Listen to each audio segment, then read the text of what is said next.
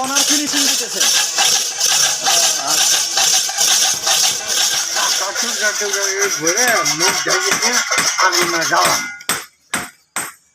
এটা কি করতেছেন আপনি? এটা কাঁচা কালানে ঘুরে তৈরি করতাম। তাই না? হ্যাঁ। এটা কি দিয়ে তৈরি করতেছেন? মাটি? মাটি, এঁটেল মাটি। এঁটেল মাটি। হ্যাঁ। যাক, সুন্দর সুন্দর। আপনি কি করতেছেন আঙ্কেল? ওই যে ফিনিশিং, ওই যে ফিনিশিং দিতেছেন। হ্যাঁ। কত সুন্দর দেখছেন, একবারে টকটকা, একবারে লাল, মানে কাঁসার একবারে সুন্দর একটা কালার আসছে। হ্যাঁ। হ্যাঁ, সুন্দর। আপনি কি করতেছেন আঙ্কেল? এটা ফিনিশিং এর একটা কাজ না? এটা এই কয়লা দিচ্ছেন কেন উপরে? আঠাটা গোলামি জন্য। আঠাটা গলানোর জন্য। ওইটা গালায় আমাদের ধরে রাখবো যে এই করি। এটাকে আবার গালাবেন। হ্যাঁ, কি তো বাড়াম। ভাই আপনি কি করতেছেন? আমি এই যে বাড়াল পানি ধরা নাকতাছে যে মাল নিলে পরিষ্কার করার জন্য। তাই না? আচ্ছা আচ্ছা, ঠিক আছে। আর বড় ভাই আপনি কি করেন?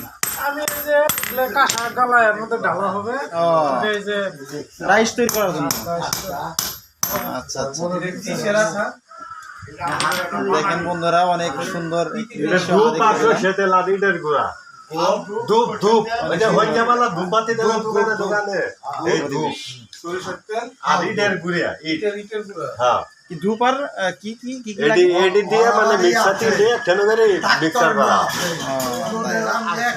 আরো বলো না, খুব শক্ত করে দিলেও ওটা খুলবে না। খুলে না। তাহলে ধূপ আর কি দিয়ে তৈরি করা হয়? ধূপ সরষের তেল, ইটের গুঁড়া। ধূপ, সরিষার তেল আর ইটের গুঁড়া। হ্যাঁ।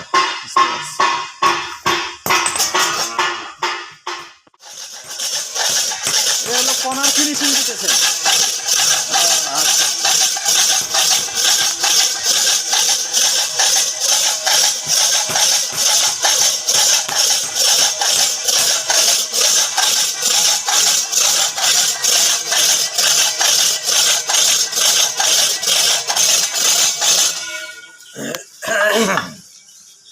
এখন হচ্ছে পলিশ হইতেছে না? হ্যাঁ। পলিশ করার জন্য। হ্যাঁ, পলিশ আছে। আচ্ছা আচ্ছা, তো খুবই ভালো লাগলো আপনাদের এই কারুকার্য। আপনাদের মতো মানুষ আছে বিধায় কিন্তু আমরা আজও মানে কাঁসার জিনিসপত্র দেখতে পাই। ঐতিহ্যটা আপনারা ধরে রাখছেন।